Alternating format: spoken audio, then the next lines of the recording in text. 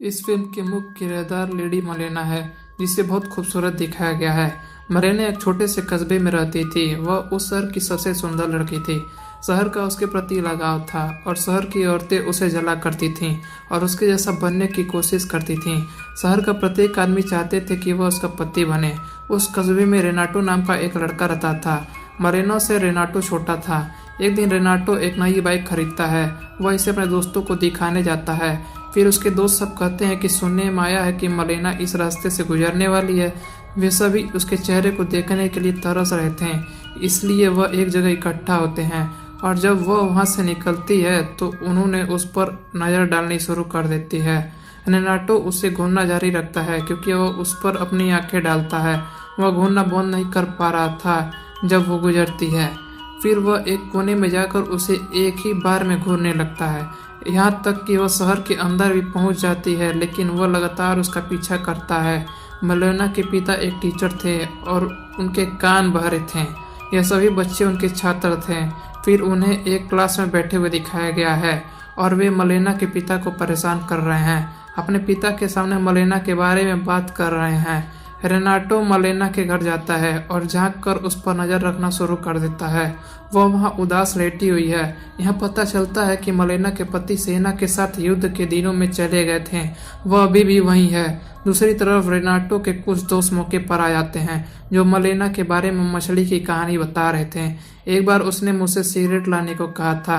अन्य शहरी वासियों ने भी सोचा था कि मलेना धर्मपरायण महिला नहीं है। यह बताने का प्रयास किया गया है कि अकेली महिलाओं के बारे में समाज क्या सोचता है और उसके बारे में कौन से शब्द गढ़े गए हैं। इसके विपरीत यह दिखाया गया है कि रेनाटो को मलेना के लिए प्यार महसूस होने लगा था। दूसरों को सुनकर कि वह पवित्र महिला नहीं है और सभी के लिए उन्नत है, रेनाटो ने उसकी कल्पना शुरू कर दिया था क्योंकि वह उसके साथ है।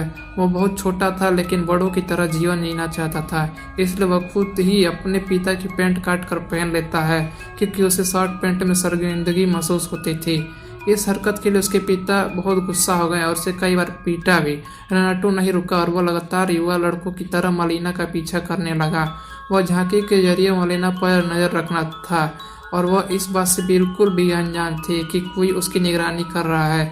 एक दिन खबर टूट जाती है कि मलेना का पति युद्ध में अपने भाग्य से मिला है। यह समाचार सुनकर वह शोक में डूब जाती है और वह लेटते ही रोने लगती है। यहाँ यह उजागर हुआ कि वह अपने पति के प्यार में पागल थी। वह लड़ाई हार गई थी। जब उसे पता था कि उसका पति नहीं है, वह यह सोचकर अपने पति के घर शिफ्ट हो जाती है कि वह यहाँ रह कर क्या करेगी। एक बार रेनाटो एक जगह काम कर रहा है। वह सुनता है कि लोग मलेना के लिए अश्लील शब्द बोल रहे थे। वह सोचता है मैं अकेला हूँ जो मलेना की सच्चाई जानता हूँ। मुझे बताना होगा कि वह अधर्मी महिला नहीं है और वास्तव में अपने पति से प्यार करती थी। खिड़की से उसे देखते हुए वह सोचने लगता है कि वह उसके पास आ गया है। वह उससे कहता है, चिंता मत करो, मैं आपके साथ हूँ। मुझे समय दो ताकि मैं आगे बढ़ सकूँ। बाद में वह चर्च चला जाता है। वह भगवान से अनुरोध करता है मलेना का ख्याल रखना और बदले में मैं प्रतिदिन यहाँ मोमबत्तियाँ जलाऊंगा। एक दिन मलेना के पिता को एक नोट मिलता है। बयान आया कि मलेना इस कस्बे के हर आदमी से जुड़ी हुई है और आपकी बेटी धर्मपरायण महिला नहीं है। इसे पढ़कर वह अपना आपा खो बैठता है। मलेना को अस्वीकार करते हुए वह उसे भाग जाने के लिए कहता है। मलेना एक बार और अकेली रह गई। यह जानकर कि मलेना फिर से अकेली रहने लगी है, वह बुद्धिमानी से उसकी दिनचर्या पर नजर रखना शुरू कर देता है। एक रात जब वह मलेना के घर जाता है तो झांक कर देखता है कि उसके घर में एक पुलिस अधिकारी है।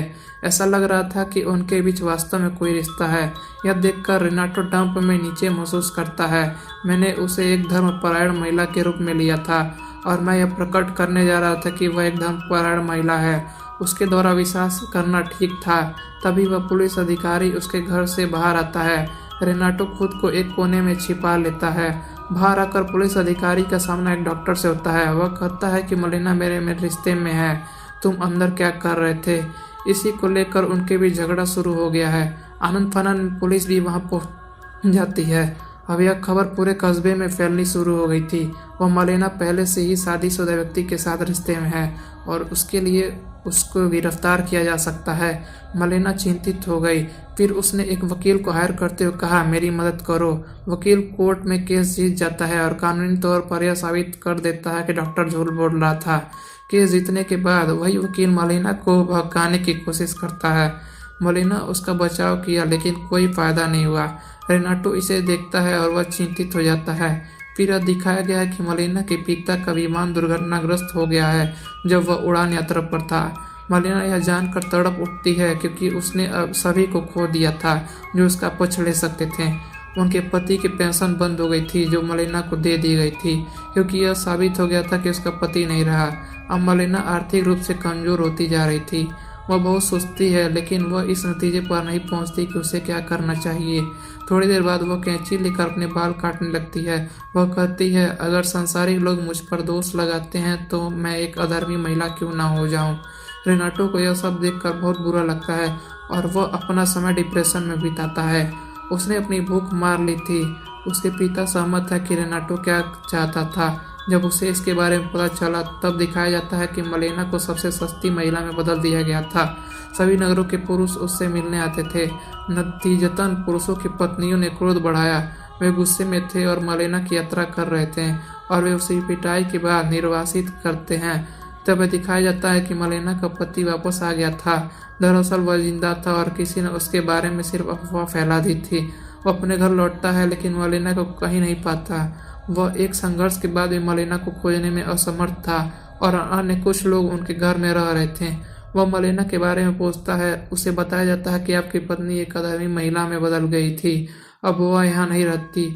जब वह इसके बारे में अपने दोस्तों के पास जाता है तब उसके दोस्तों ने उसकी मदद करने से मना कर दिया। वे उसका अपमान करते हुए कहते हैं, तुम किस तरह के आदमी हो। थप्पड़ मारते उसे नीचे गिरा देते हैं। रेनाटो को यह देख कर खेद हुआ। वह सोचता है, अब समय आ गया है कि मैं मलिना के किरदार के बारे में बताऊं। वह सबसे सस्ती महिला कैसे बन गई। तब रेनाटो उसे एक नोट लिखता है। मलिना बिल्कुल भी अधर्मी नहीं है बल्कि उसे ऐसा होने के लिए मजबूर किया गया है। शहरवासियों ने उसके बारे में झूठी खबर फैलाई। यह सुनकर वह अपना समय दुख में व्यतीत करती थी। वह उसके साथ हुई हर बात का खुलासा करता है और उसे कैसे निर्वासित किया गया था। इसे पढ़कर मलिना के पति आक्रामक हो गए और वह अपनी पत्नी को लेने के लिए लौट आया। फिर ऐसा प्रतीत होता है कि वह अपनी पत्नी के साथ चलते हुए उसी शहर में वापस आ जाता है। शहरवासी अब भी उन दोनों को ही घूर रहे थे लेकिन उनकी नज़र में किसी आरोप या विडंबना जैसा कुछ नहीं था क्योंकि उसका पति उसके साथ था। मलिना के पति बीमार होने पर बदला ले सकते थे। नगरवासियों ने मलिना, उनके पति और उनके शुभचिंतकों का सम्मान करना शुरू कर दिया था। फिर यह दिखाया जाता है कि रेनाटो आखिरी बार मलिना से मिलता है। कुछ फल मलिना से गिरे हैं और रेनाटो उन्हें लेने में उनकी मदद करता है।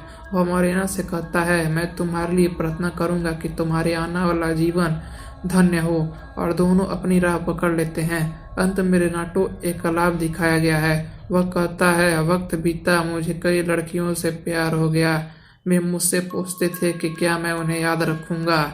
मैंने हाँ कह दिया, लेकिन वह एक ही थी जिसे मैं कभी नहीं भूला और न कभी भूल पाऊंगा। वह मलिना थी। और फिल्म इसके साथ पूरी होती है।